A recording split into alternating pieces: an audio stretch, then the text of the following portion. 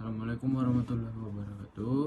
Perkenalkan, nama saya Kulia Lutfidaya. Di sini saya akan menjelaskan tentang coding kontrol LED melalui web server dan serial monitor dengan pembaca suhu sensor DHT11. Berikut adalah penjelasan lengkap dari program Arduino yang menggabungkan ESP32, sensor DHT11, dan port Telegram. Yang pertama adalah fungsi program. 1.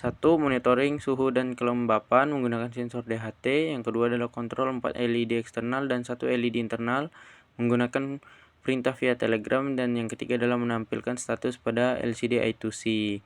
Struktur dan penjelasan kode.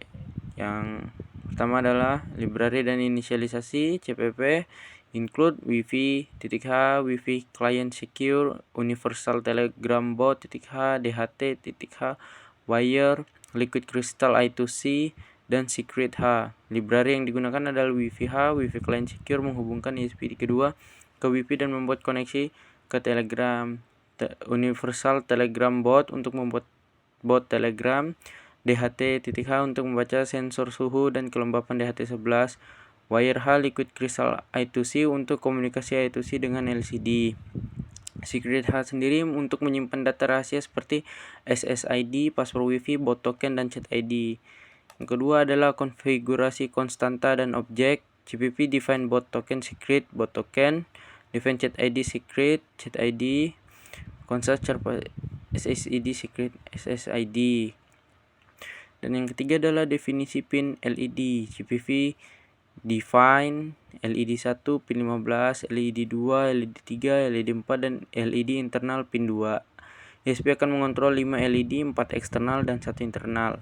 Dan yang keempat adalah setup function. CPP void setup serial begin hingga set mode pin LED sebagai output, matikan semua LED saat awal, hubungkan ke Wi-Fi, tampilkan alamat IP status siap. Dan yang kelima adalah loop function. Void loop if milli/time baud, while jika suhu lebih dari 30 derajat LED internal menyala. Cek pesan baru dari Telegram setiap 1 detik, menyalakan LED internal jika suhu lebih dari 30 derajat. Dan yang keenam adalah fungsi handle new message. Fungsi ini akan mengecek isi perintah dan pengguna Telegram, mengeksekusi perintah seperti status LED on, LED off, dan sebagainya. Kemudian di sini terdapat mengambil informasi pengirim, yaitu CPP string from _name bot message. Kode ini untuk menyimpan nama pengirim pesan dari bot Telegram. Dan yang kedua adalah mengecek akses pengguna, CPP if chat _ID.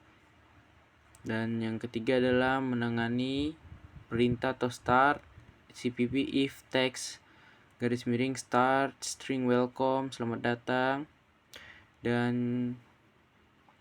yang keempat adalah menangani perintah atau status.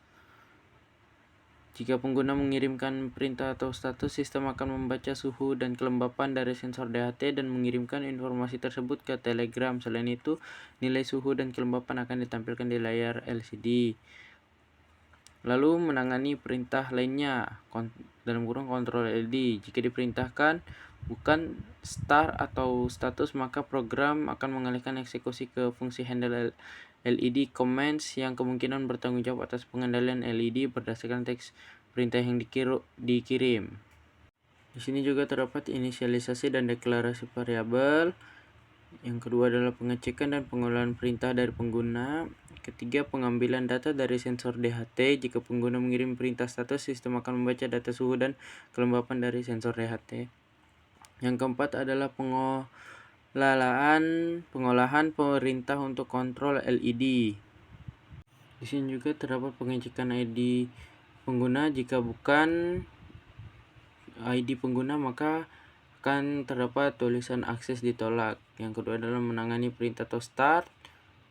Jika pengguna mengirim start, bot akan membalas pesan dengan selamat datang dan daftar perintah yang tersedia.